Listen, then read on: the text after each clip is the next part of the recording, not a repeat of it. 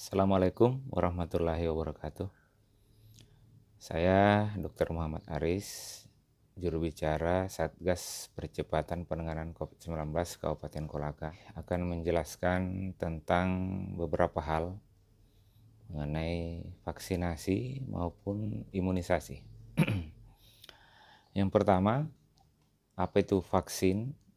Vaksin adalah produk yang dibuat yang diambil dari kuman, baik virus, bakteri yang dimatikan atau dilemahkan, kemudian dimasukkan ke dalam tubuh melalui ada suntikan atau juga bisa melalui cara yang lain seperti lewat saluran cerna, ditetes di mulut misalnya. Vaksin ini tujuannya adalah untuk menimbulkan kekebalan di dalam tubuh terhadap kuman tertentu yang dimasukkan tadi. Itulah yang dikenal dengan vaksinasi.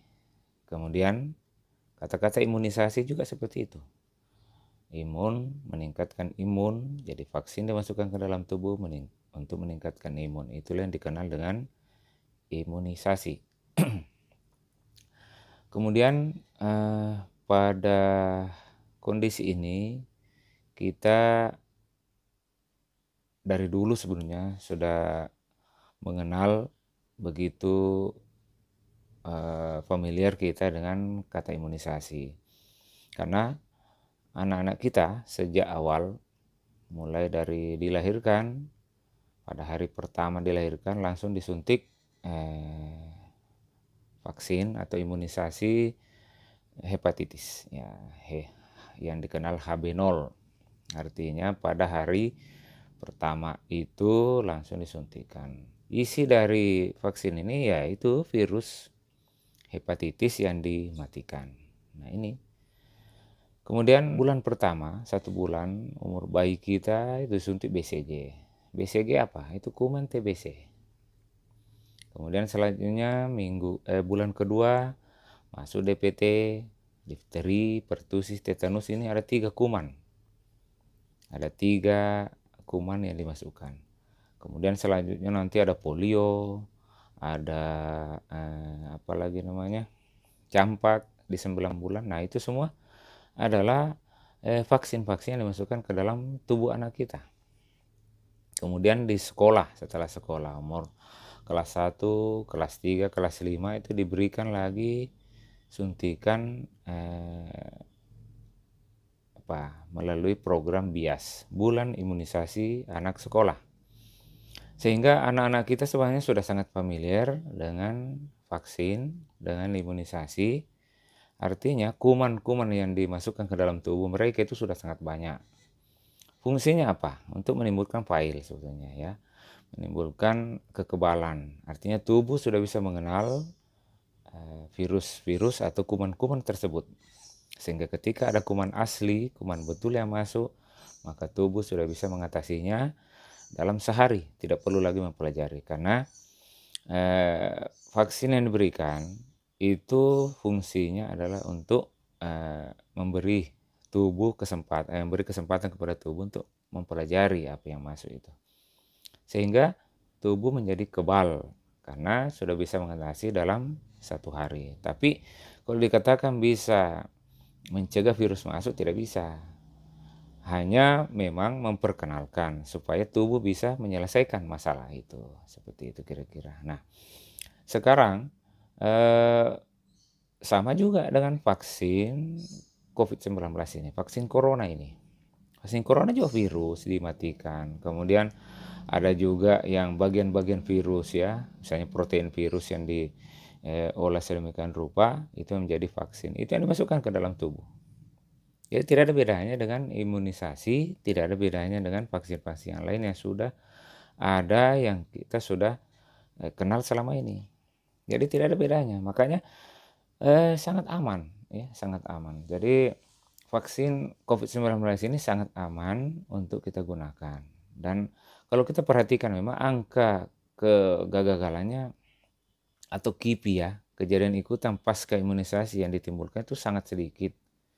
Bahkan di Kabupaten Kolaka sendiri ya, jadi tidak usah kita bercerita terlalu jauh ke luar sana yang begitu banyak hoax yang muncul di WA kita semua. Ada yang kejadian apa. Untuk Kabupaten Kolaka sendiri alhamdulillah. Sejak diluncurkan imunisasi baik yang dewasa, vaksin dewasa ya, vaksinasi yang dewasa kemarin, kemudian imunisasi ke 6 sampai 11 tahun ini, itu alhamdulillah kondisi itu ya tidak terjadi KIPI yang berat. Kalaupun ada demam-demam, nyeri-nyeri di tempat suntikan, dikasih obat sedikit sudah selesai. Dan jauh lebih banyak, 90% lebih itu justru tidak merasakan keluhan yang berlebihan, tidak mengganggu aktivitas anak-anak kita maupun orang dewasa, sehingga sangat aman. Kalau ada yang bertanya kenapa harus kan banyak ini hoax ya yang terjadi, bahwa katanya kenapa kalau memang seperti vaksin yang lain kenapa harus ada surat izin.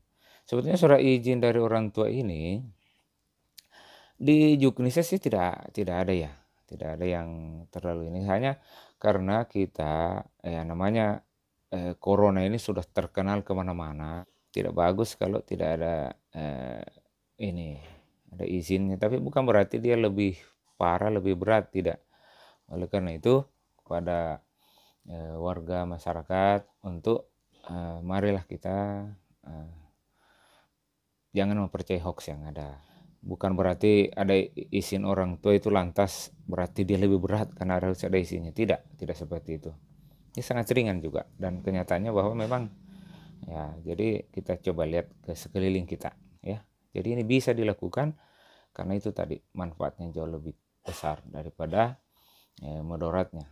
Sehingga kepada saudara-saudaraku yang menentang vaksinasi, yang penggiat HAM katanya, ya sepertinya Anda justru tidak peduli dengan sesama ketika vaksinasi ini harus dihentikan.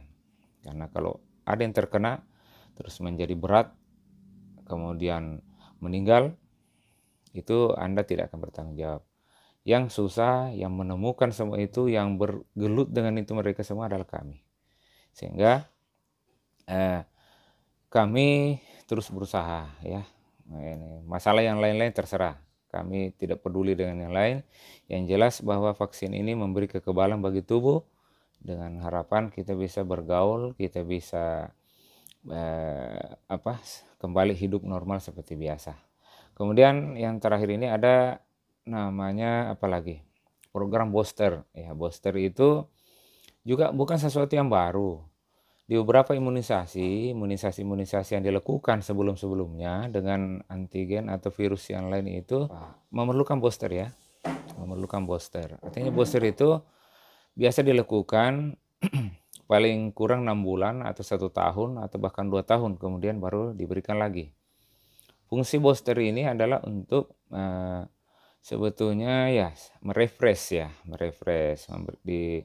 di tubuh, diingat-ingatkan lagi, merefresh, memperkuat imun ya.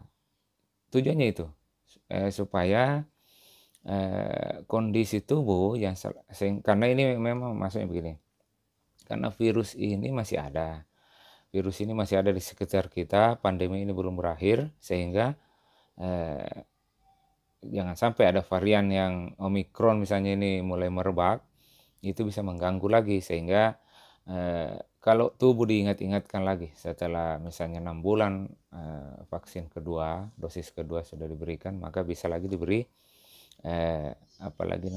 booster.